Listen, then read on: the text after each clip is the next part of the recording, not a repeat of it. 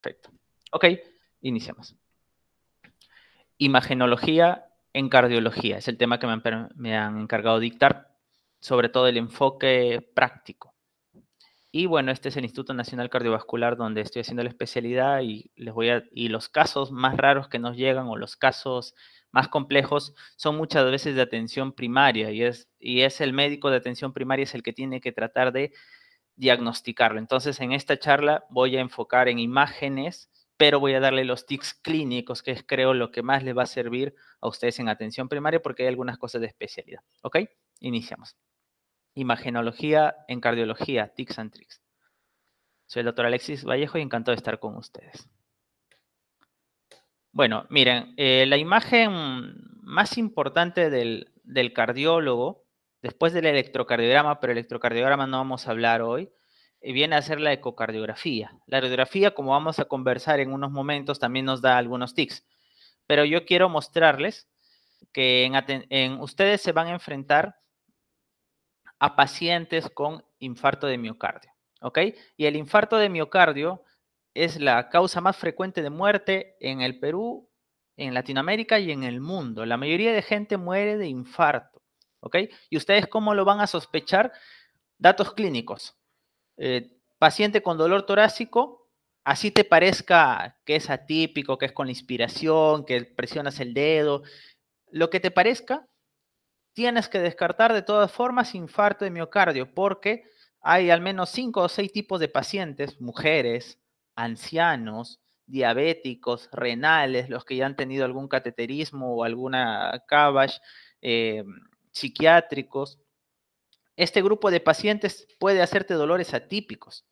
Y hay trabajos en Bramwell, que es nuestra bibliografía más importante de libros en cardiología, donde se ha visto que un 33% de pacientes, eso es un estudio de ya 300,000 pacientes de Estados Unidos, el 33% de pacientes con infarto puede presentarse sin dolor torácico. Puede hacer disnea, síncope, mareos. Entonces, siempre ten una alta sospecha del dolor torácico, que puede ser un infarto, y justamente el electrocardiograma es lo que más te va a ayudar. Esta charla no voy a hablar de electrocardiograma, pero si te interesa el tema, en YouTube, Cardiología Doctor Alexis Vallejo, vas a encontrar.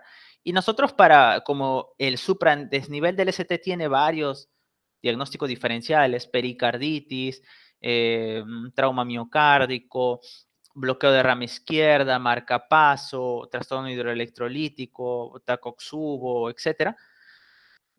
Muchas veces utilizamos la ecocardiografía en infarto y acá es donde quiero mostrarte.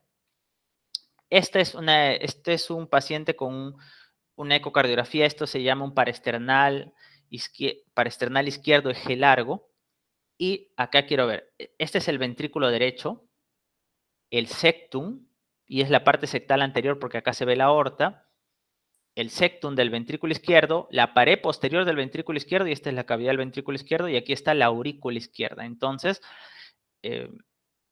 y acá similar, ¿no? Es la misma vista pero rotada, ventrículo derecho, septum anterior, aorta, tracto de salida del VI, pared posterior del VI, la válvula mitral y la aurícula.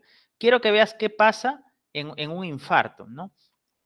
En un infarto lo que ocurre es que se deja de mover alguna parte del corazón y eso tiene que ir en relación con tu electrocardiograma. Si tu electrocardiograma dice que el infarto es inferior, la parte inferior del ventrículo izquierdo no debe moverse. Y quiero que observes acá. ¿Qué zona no se contrae bien? Y en la segunda se ve incluso mejor. Mira cómo la pared posterior sí se acerca, pero el septum anterior no se acerca, no va hacia el medio, no engruesa. Esto te diría que esto se llama trastorno de motilidad del septum anterior en este eje largo parasternal derecho, izquierdo, perdón. Por lo tanto, te diría que hay un infarto que compromete a la arteria que irriga el septo anterior, que es usualmente la descendente anterior, y un electrocardiograma se va a correlacionar con un supradesnivel en B1, B2, B3, B4. Es la importancia de la ecocardiografía. Miren acá, nosotros en el ecocardiograma usamos el flujo Doppler porque hay una complicación que ya te voy a mostrar más adelante, lo que evita que esta válvula mitral, aurícula izquierda, válvula mitral, ventrículo izquierdo, que esta válvula mitral, la sangre fluya de aurícula a ventrículo y de ventrículo por aorta, aurícula, ventrículo, aorta.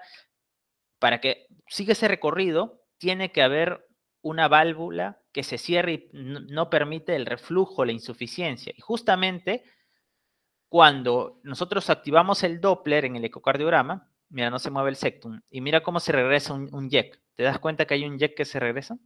Y acá te lo voy a mostrar. El flujo debería ir así, no debería haber nada retornando, y ahí está el YEC de lo que está retornando. Significa que la válvula está fallando, hay una insuficiencia mitral que acá era al menos leve, moderada. Cuando este espectrograma, este aliasing llega a toda la aurícula, diríamos que es severa, ¿no? Masiva. Y esto es importante en el infarto porque los pacientes con infarto pueden, ¿qué es lo que mantiene estas válvulas hasta acá cerradas? Los músculos papilares, no se ven en esta toma, pero los músculos papilares con las cuerdas tendinas lo mantienen allí. Si el paciente tiene un infarto y rompe estos músculos papilares, se prolaxan esta válvula mitral y toda la sangre se regresa. Si toda la sangre se regresa, el paciente hace una insuficiencia mitral aguda, ya sea edema agudo de pulmón, y todo el campo pulmonar se va a llegar de la sangre que ha retornado por la insuficiencia y el paciente va a ser, necesita ser intubado y tiene que entrar a sala. Entonces, ahí es la importancia, ¿no? Y ustedes en atención primaria, en un infarto que tenga soplo, ¿qué tienes que sospechar en un infarto que tiene soplo en el ápex? Que se ha roto acá el músculo papilar y la sangre está que regresa. Y hasta el soplo, el flujo turbulento. Y ese infarto tiene que ir a cirugía, ya no se soluciona con fibrinólisis o cateterismo, ¿no? La importancia. Esto es, por ejemplo, un eje corto. Un eje corto es verlo de forma transversal al ventrículo. Ya este es el ventrículo cortado así transversal, esta es la parte anterior, sectal, lateral, inferior. Entonces, acá nos permite a nosotros ver qué zona, qué cara del ventrículo izquierdo no se acerca a la línea media. Mira, quiero que veas que la cara inferior sí se acerca a la línea media. No, esta no es la mejor toma, pero son tomas de pacientes reales de INCOR, ¿no? Entonces se acerca, pero la parte anterior no se acerca, diciéndonos que hay un trastorno de motilidad en la cara anterior. Y esto es relevante porque tú dirías, el infarto es de cara anterior, el electrocardiograma va a tener supradesnivel en B1, B6, cara anterior. Porque puede existir el caso en que tú tengas supradesnivel, supongamos en cara inferior, y la que no se mueve es la cara anterior. Cuando tú tengas que el electro discorda del ecocardiograma, tienes que sospechar que tal vez hay una miocarditis. En miocarditis el electro te dice una cosa y el ecocardiograma te dice otra cosa. La miocarditis te da supradesnivel del ST y un 33% hacen un shock cardiogénico refractario y a veces los pacientes tenemos que colocarlos en ECMO, a veces, hasta que el corazón se desinflame y recupere. ECMO es una membrana extracorpórea de oxigenación en el cual ya el que se encarga de bombear es una máquina y también de oxigenar, ya no los pulmones. A ese nivel tenemos de complejidad en INCOR, pero para eso el electrocardiograma nos ayuda, ¿no? Y acá vemos en el ápex un eje corto, eje corto, y donde vemos el ápex que no se mueve justamente la zona anterior, anterosectal, es importante eso. Con el ecocardiograma nosotros podemos hacer un Doppler y poder ver qué tanto están las presiones en el ventrículo izquierdo, qué tan elevadas están, ¿no? ¿Por qué? Sucede que cuando un paciente tiene un infarto, el ventrículo ya no se puede contraer y justamente todas esas, como ya no puede contraer con la misma fuerza para inyectar, la sangre se queda en el ventrículo izquierdo. Y le activamos nosotros este Doppler a nivel de la válvula mitral y con esta onda E y esta onda A, E y A son de diástole, siendo que esta es temprana y la A es de la contracción auricular.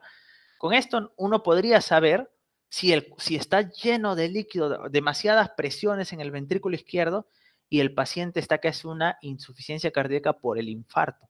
Solo con esto nos podría ayudar y nos va a guiar al manejo, porque si el paciente está que hace una falla cardíaca por el infarto, posinfarto, uno tendría que darle vasodilatadores para que el corazón abre los vasos, entonces el corazón puede inyectar porque bajamos la poscarga. Le daríamos diurético, pero en bajas dosis porque este mecanismo de redistribución. Y nos diría, por ejemplo, tal vez es muy pronto para iniciar algún beta bloqueador porque está en falla, ¿no? Importante eso, y eso podemos ver con la onda E, la onda A en el Doppler, ¿no? Y acá, miren, quiero que vean, este son 4 cámaras, apical 4 cámaras. Miren, miren cómo esta es la cara anterolateral del ventrículo izquierdo, este es el ventrículo izquierdo, esta es la cara sectal va inferior, porque no se ve la aorta, acá está la válvula mitral, ¿no? Y acá sí se ve, este es un músculo papilar, mira, este es el músculo papilar anterosectal, perdón, este es el músculo papilar anterolateral y acá estaría el posterosectal. Solo son 2 en el lado izquierdo porque hay 2 valvas, ¿no? Anterior y posterior. Entonces, acá se ve, ¿no? Si este músculo se infarta y se necrosa, se rompe la cuerda y esta valva ya no funciona y toda la sangre refluye. Tú lo vas a encontrar en atención primaria porque el paciente hace un edema agudo de pulmón, crépitos 2/3 y un soplo, ¿no? O lo sistólico, ¿no? Es importante ese dato. Acá vemos el músculo íntegro, la válvula se cierra, se coacta, ¿no? Pero lo que quiero que acá tú veas, y es bastante claro, es cómo el septum casi no se mueve, la parte sectal inferior, ¿no? La zona basal sí, pero mira la zona medial o apical. Mira el ápex, no se acerca.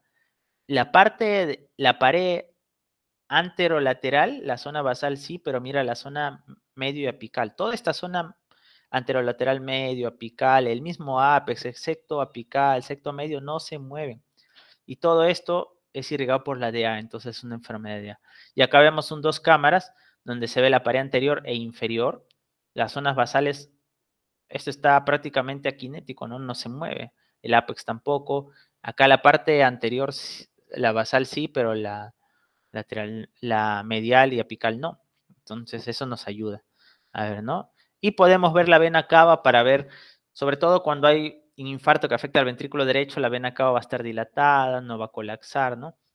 Y esto es importante, colocar el Doppler para buscar si, y es otra complicación, a veces el infarto rompe el septum y tú vas a ver cómo pasa el Doppler, ¿no? Hay que colocar eso. Pero si hay ruptura por el infarto del septum, el soplo se ausculta.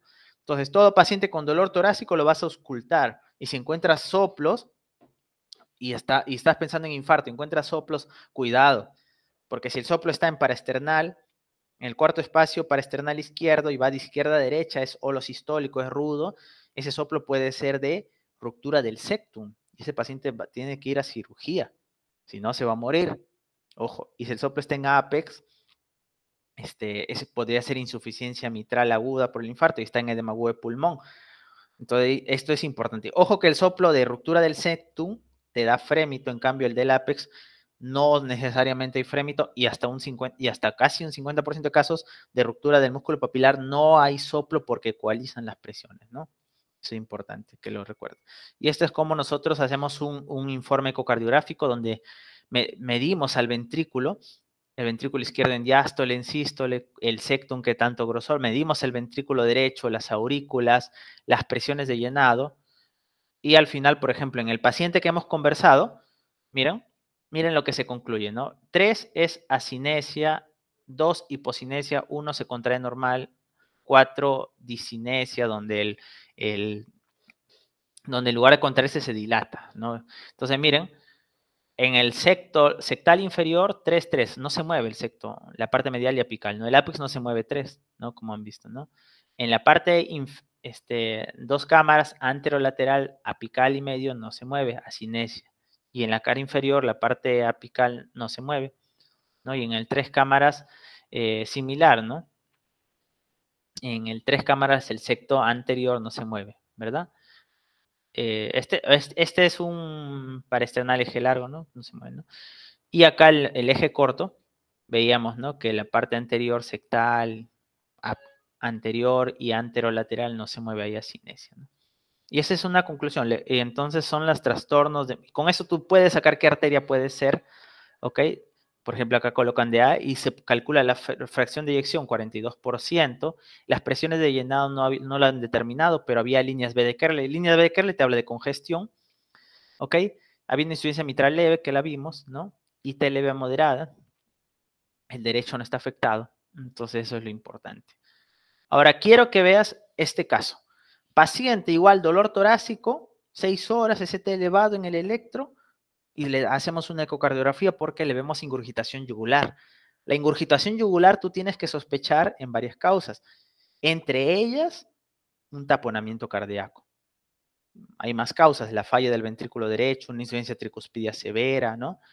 Te va a hacer esto. Y otras causas porque no son cardíacas, como un tumor que obstruye la vena cava superior, por ejemplo. Pero quiero que veas esto. Este es un eje corto. Aquí está el ventrículo izquierdo, pero mira que hay fuera del ventrículo izquierdo. Un material ecogénico, ¿no? No es anecogénico, no es negro totalmente. Está en el espacio pericárdico y acá incluso se ve la solución de continuidad. Mira. ¿No? ¿Esto qué significa? Se rompió el corazón, se llama ruptura de pared libre del ventrículo izquierdo. Esta es una complicación casi fatal. Cuando esto ocurre, el paciente 50% muere en ese momento por algo que se llama disociación electromecánica, en el cual el corazón se pausa, pero si tú le ves en el monitor aún tiene actividad eléctrica. Eso es un ritmo de paro no desfibrilable, disociación electromecánica. Cuando esto pausa, el paciente hace náuseas, su cara se pone azul, el cuerpo pálido, náuseas, vómitos y hace el paro y es porque se rompe. Esto, la única forma de salvarlo es en cirugía. Entonces, la mitad va a morir en casa y la otra mitad que llega al hospital, la cirugía es de emergencia, miren. Y ustedes tienen que, por eso es importante, esta complicación mecánica del infarto, las 3 complicaciones mecánicas del infarto es la más frecuente, la ruptura del septum, la segunda, la ruptura del músculo papilar y la tercera, la ruptura de pared libre. Esta no te da soplo. En cambio, la del septum o la de músculo papilar sí te va a dar soplo. Pero esta te va a dar los signos de taponamiento, ¿no? ¿Cuáles son los signos de taponamiento? Ingurgitación yugular, ruidos pocos audibles, ¿no? Te va a dar se va a choque obstructivo, un pulso paradójico, se va a hipotensar, náusea, vómito, eso es lo que va a pasar, ¿no? Y si no va a cirugía, va a fallecer este paciente. Pero los pacientes después de un infarto hacen derrame pericárdico, ojo. Y el derrame pericárdico no necesariamente va con pericarditis. O sea, un paciente que le da un infarto puede tener líquido y no tener dolor, o sea, no hacer pericarditis. Entonces es diferente derrame pericárdico, de pericarditis postinfarto y del síndrome de Dressler. El Dressler es una pericarditis postinfarto autoinmune ya a las 8 semanas. En el contexto agudo, el paciente con infarto te puede hacer derrame, ¿no? Y si te das cuenta, este derrame no es tan hiperecogénico como el de la ruptura, pero puede ser una ruptura. Y de hecho lo es, porque acá se ve la solución de continuidad, mira. Y tú cuando tienes, pero un paciente sin ruptura podría hacerte derrame pericárdico postinfarto. Entonces, cuando es por ruptura, usualmente el paciente va a terminar en taponamiento y por eso hay que reconocer claramente los signos de taponamiento. Entonces, esta es una ventana subcostal, ¿no? O subsifoidea que es la ventana del internista, ¿no? Porque esto no es solo campo del cardiólogo, el emergenciólogo tiene que saber hacer aunque sea las ventanas básicas, el luciólogo también, el internista también, y esta es la que más fácil ellos se encuentran usualmente, ¿no? Nosotros en cardiología tenemos que hacer todas las ventanas porque es otro entrenamiento, pero ellos con esta podrían, un paciente, imaginen, dolor torácico, llega a la emergencia y el emergenciólogo le hace una ventana subsifoidea y le encuentra este derrame. Ante el dolor torácico hay que sospechar fuertemente de un derrame pericárdico y podría ser por ruptura. Entonces, si somos más minuciosos, acá se ve el defecto. ¿Y cuáles son signos de que este derrame puede ser por ruptura? Cuando da signo de taponamiento cardíaco. El taponamiento cardíaco, si no se trata, es choque obstructivo mortal. Entonces, uno de los signos es que, miren, el derrame colapsa el ventrículo derecho. Casi ni se ve, el izquierdo se ve, el derecho no. La aurícula derecha también se colapsa, ¿te das cuenta? Eso es signo de taponamiento. ¿Ok? Acá quiero que veas. Este es el BD y este es el BI. Mira cómo el BD prácticamente se colapsa, la aurícula está colapsada. Acá igualmente, el BD colapsado, la aurícula colapsada. Eso es un signo de taponamiento. También en los pacientes con taponamiento, si uno le coloca el Doppler, acá tenemos la onda E, la onda, y uno mide las velocidades, cuando inspira y expira cambia. En inspiración menos velocidad, en expiración más. Si la variación en la válvula mitral se llama flujo transmitral, más del 25% que cambia la velocidad, uno tendría que sospechar que es un signo de taponamiento. ¿Ok? Clínicamente, esto es algo crónico, no es algo de un infarto, pero lo crónico también puede taponarse. Clínicamente se puede ver el pulso paradójico. El pulso paradójico es que cuando el paciente inspira, como colapsa el ventrículo derecho, desplaza el septum y al BI lo achica. Entonces, por interdependencia, al BI cuando inspira, llega la sangre a la cavidad torácica, llega al ventrículo derecho, pero este ventrículo derecho no puede dilatarse porque el pericardio está que lo comprime. Entonces, la única forma que este ventrículo derecho con esta nueva sangre que inspiré tenga lugar es desplazando el septum. Y al septum, al desplazarlo, el BI lo hace más pequeño. Por eso, en inspiración, cae la fracción de eyección y por eso el pulso es menos. Tiene que caer la sistólica más de 10 y el pulso sentirse más débil en inspiración. Ese es el pulso paradójico y te podría hablar de taponamiento, aunque solo se presenta un 47% de casos. Ojo. Y en el electrocardiograma tú verías alternancia eléctrica, ¿no? O sea, una más alta, una más pequeña, pero esto es más en crónicos, porque en infarto no lo vas a ver. Entonces, signo de taponamiento, tienes que buscarlos en todo paciente con derrame. Ojo que el derrame no necesariamente es por infarto. Una paciente que tiene un cáncer y hizo metástasis al pericardio te va a hacer derrame y hay que buscar estos signos de taponamiento. Un paciente que tenía un trauma de tórax te va a hacer derrame por sangrado y te va a taponar. Entonces, es importantísimo lo que hemos conversado porque estos hacen paro y la única forma de salir del paro es drenándolo. Si tú no lo drenas, así masajees, porque usualmente es actividad eléctrica sin pulso, así que así masajees no vas a salir y es un ritmo no desfibrilable, tienes que drenarlo, es la única forma.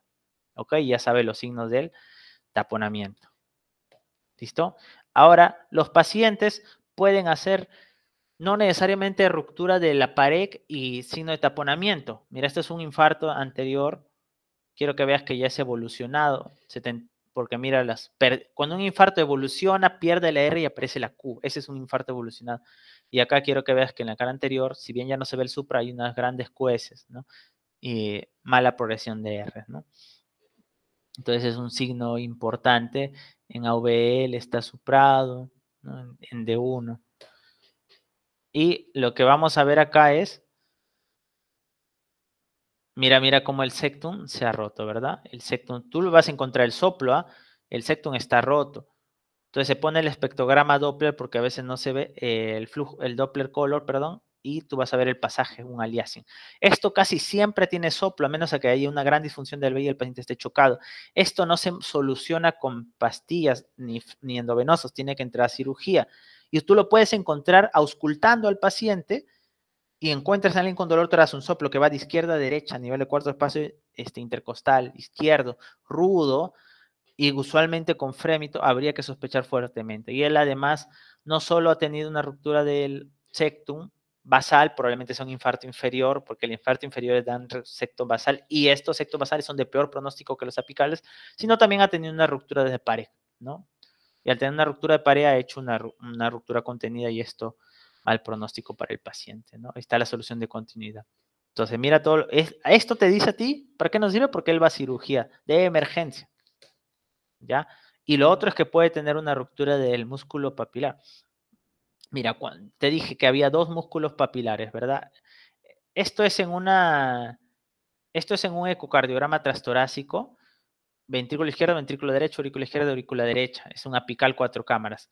Aquí está el músculo papilar anterosectal y aquí el anterolateral, disculpen, y este es el posterosectal, este es el septum, ¿ya? El anterolateral recibe irrigación tanto de la DA como la circunfleja, en cambio el posterosectal solo recibe depende de la dominancia, de una arteria coronaria derecha o circunfleja. Entonces, si le da al paciente un infarto de coronaria derecha o circunfleja, es más, puede romper este músculo. En cambio, si le da un infarto de A o circunfleja, como el músculo anterolateral papilar tiene doble irrigación, usualmente no se rompe, pero este se rompe hasta 6 a 10 veces más. Y esto sospechalo sobre todo en pacientes con edema agudo de pulmón y en infartos de circunflejas. Poco electro, un supra, un V5, V6 por ahí, y en edema agudo de pulmón, un soplo, no siempre hay, usualmente no, puede no haber frémito, entonces ahí sospéchalo, ¿no? Se rompe el músculo y el YEC se va a ir hacia el otro lado, ¿no? Mira todo lo que se regresa, el YEC es hacia el otro. Este es una ET, acá se ve el músculo, mira cómo el músculo El músculo está flotando prácticamente. ¿Te das cuenta cómo lo jala el músculo? El músculo se ha roto. Este es un ET, ecografía transesofágica. Y mira cómo todo se regresa. Cuando tú ves de muchos colores es un flujo turbulento. Es lo mismo con soplo, flujo turbulento, ¿no? Acá se ha roto, entonces se va contralateral a la válvula dañada, ¿no? Mira cómo el músculo ahí se mueve, ¿no? Se mueve. Entonces se va a ir contra, y esto es en 3D en el ecograma transesofágico para ver justamente el mecanismo. ¿Ya? Pero hay pacientes que se rompe, mira esta ruptura, pero se cronifica, no lo tapona, porque todo esto se sella por coágulos y pericardio. Esto es un pseudoneurisma. ¿Qué viene a ser un pseudoneurisma? Para que lo tengas claro, es cuando se rompe, pero es una ruptura contenida, porque el pericardio lo contiene a todo. ¿Ya? Y usualmente acá se logra tapar, usualmente por coágulos, hay adherencias, es un pseudoneurisma. Igual tiene un 50% de riesgo que se rompa totalmente. Entonces estos pacientes hay que operarlos de urgencia, ¿no?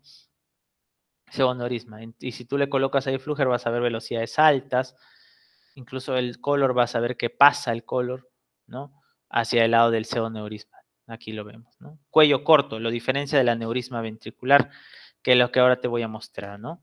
En cambio, este es un aneurisma.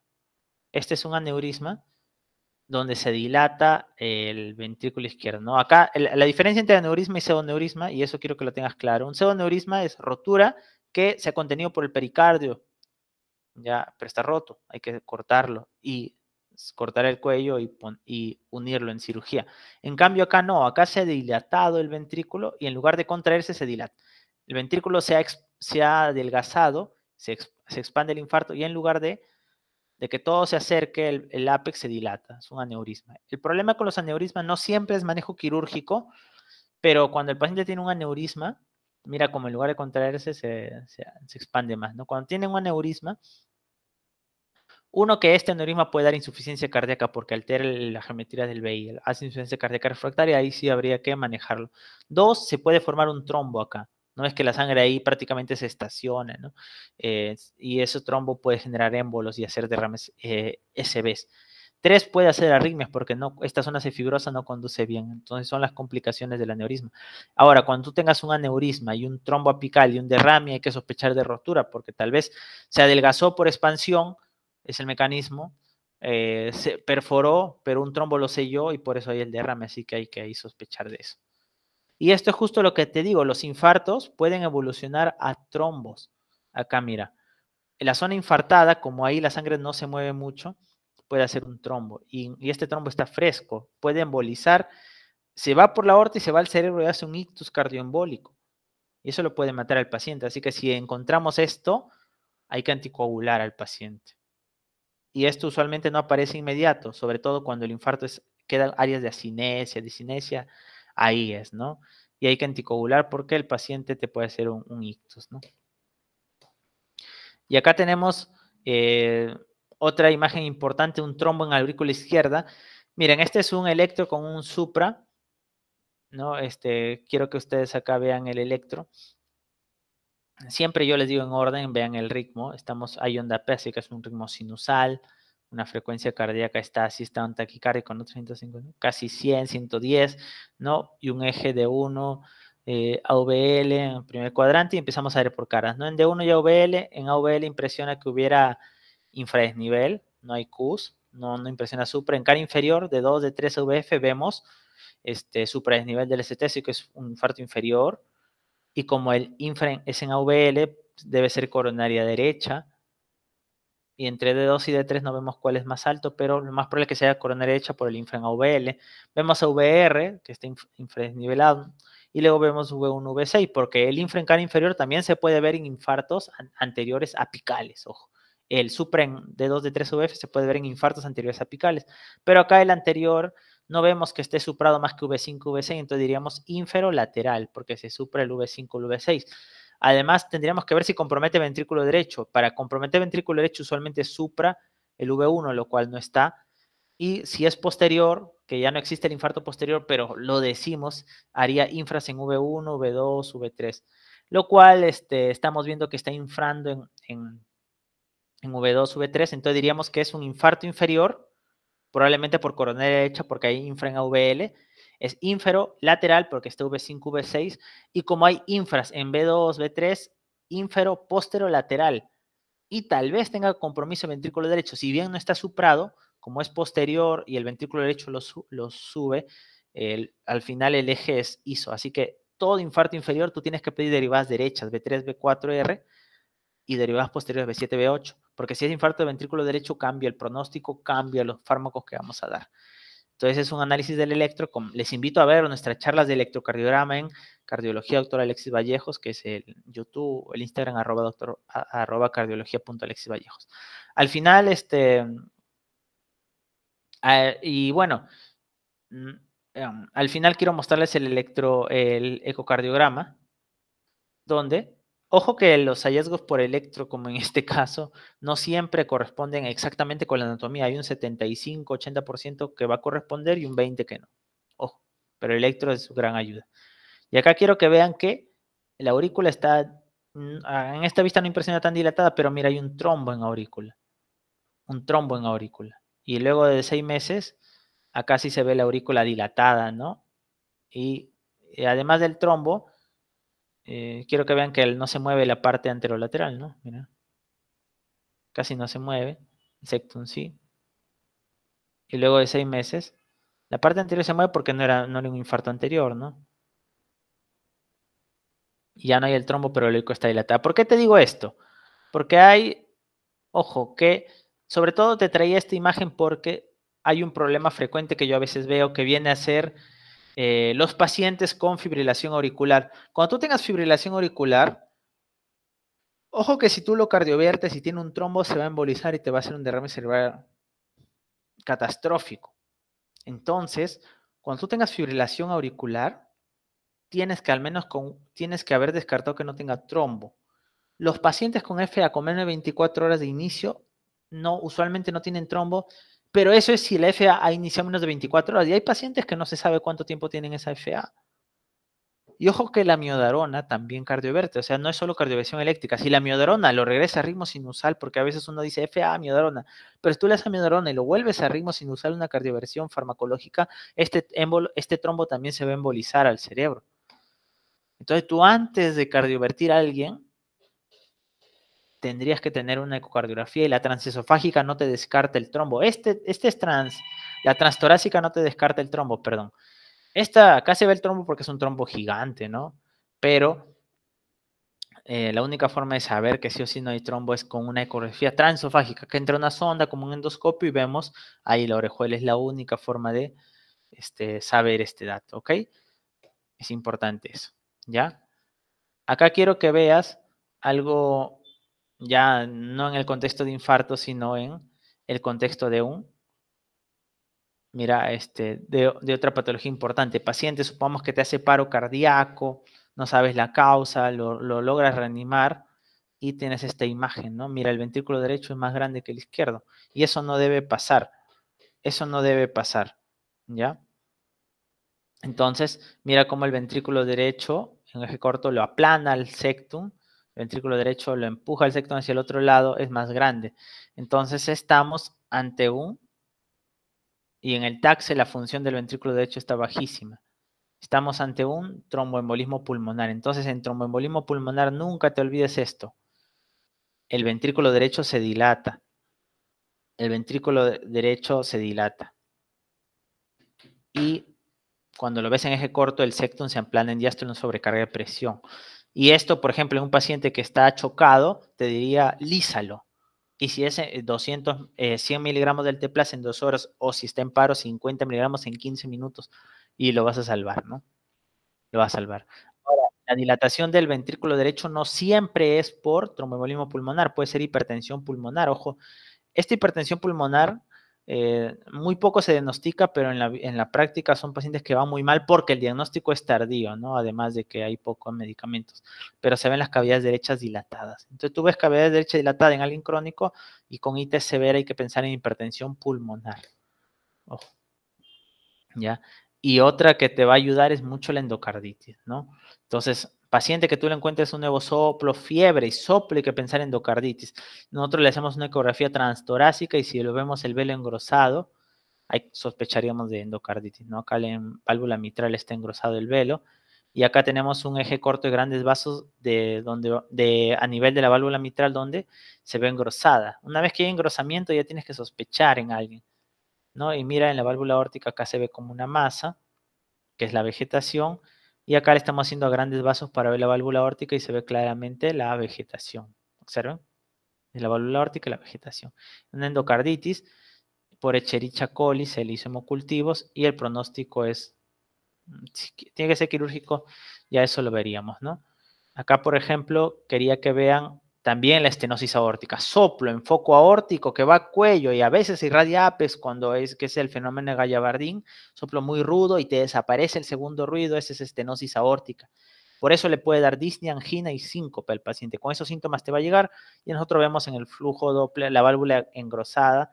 Quiero que veas esta válvula engrosada, ¿no? Engrosada, y le ponemos continuo y vamos a ver velocidades más de 4, ¿no?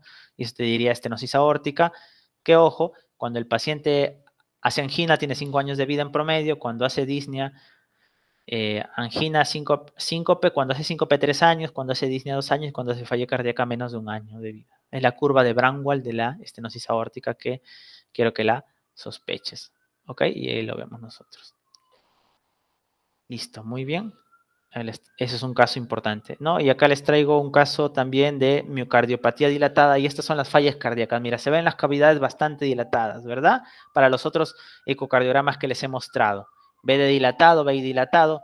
Hay muchos pacientes que nosotros tenemos en INCOR que de la nada, idiopáticamente, hacen cardiopatía dilatada no isquémica. Para saber que es no isquémica hay que tener un cateterismo y con ver que las coronarias estén limpias, ¿no? Entonces mira cómo el septum se adelgaza, la pared posterior se adelgaza y el corazón se dilata, ¿no? Hacen insuficiencia mitral al menos moderada y eso es central porque es funcional, porque, porque el anillo se dilata, ¿no? Por esta cardiopatía dilatada, ¿no? Y mira la función, a la justa se contrae, es hipocinesia global, pero se contrae débilmente. Y acá estamos, y mira cómo se contrae una FEBI de 10%, hace contraste espontáneo, ¿ya? Estos pacientes hacen falla avanzada, tenemos muchos, y tienen que ir a trasplante al final, ¿no? Tienen que ir a trasplante. Ojo, ¿ya? Pero en atención primaria, sobre todo, querías que sepas que la radiología es lo que a ti te va a servir. Nosotros, cuando el índice cardiotorácico sale positivo, ya es tardío. Acá quiero que veas cómo hace derrame pleural. Usualmente la falla cardíaca hace más derrame pleural derecho que izquierdo, si es que hace, o bilateral, por la posición de los vasos, y puede hacer más derecho que izquierdo. Aquí era atípico, así que tal vez hay que descartar una neumonía. Y mira cómo en las cisuras puede hacer ahí acumulación de líquido, una cisuritis, ¿no? Aquí vemos la cisuritis, cómo se engruesa, ¿ves? Cisuritis, ¿no? Y los signos radiográficos, que hay hasta 11 signos, la guía japonesa te lo dice, como la cefalización de flujo, CAFI perivascular, ¿no? Líneas A de Kerley que van hacia el ápice, B de Kerley o C de Kerley que están centrales, CAFI peribronquial se ve acá como radiopacidad, desarrollo de los bronquios, ¿no? El tumor fantasma que ves, le das diurético y desaparece radiopacidad, ¿no? Ale mariposa que te diría que el paciente está en edema de pulmón, ¿no? Derrame pleural y distensión de la vena cava superior son los 11 signos que puedes encontrar en eco, ¿no? Y de acuerdo a eso tú vas a saber el capilar, en agudo y crónico, el capilar que tiene el pulmón. A más capilar, más congestión pulmonar, ¿no? Y eso te lo dice Brandwald, ¿no? Ok, muy bien. Muchas gracias por su atención. Espero les haya servido estos casitos que hemos conversado y los datos clínicos que les he dicho que les van a servir en atención primaria y que debe conocer el médico y, bueno, sobre todo el que está estudiando cardiología, ¿no? Pero le va a servir a todo médico realmente que vea pacientes. Gracias.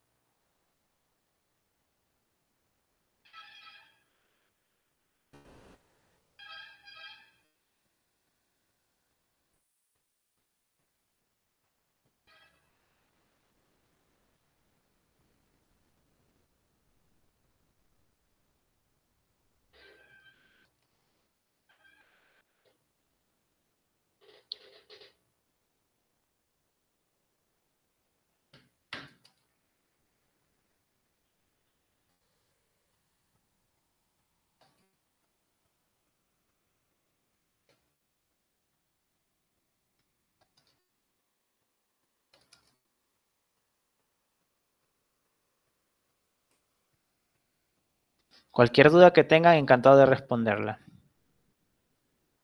Y ahí les voy a enviar donde pueden ver más charlas de electrocardiograma, de estos temas que siempre estoy actualizando. Y para dudas que ustedes tengan de sus cursos o casos clínicos reales, pueden escribirme directamente a mi número de WhatsApp, yo encantado. ¿Ya? Y bueno, nosotros tenemos una academia donde dictamos cursos no solo cardio, diversos, ¿no? Por eso yo tengo varios vídeos donde he subido material de, por ejemplo, Neo muy infecto, ¿no? En el canal de YouTube Medicina con Alexis, les agradecemos que nos visiten. Y si alguien está interesado en alguno de nuestros cursos, también encantado. Muchas gracias a Junior, a Fernando, a la sociedad por haber organizado la charla y encantado de participar con cualquier otra charla que me inviten, sobre todo de cardio. Yo siempre dispuesto a poder apoyarles.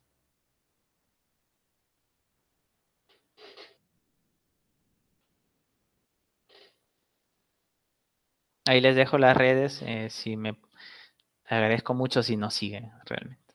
Y muchos éxitos a todos, que tengan una excelente semana.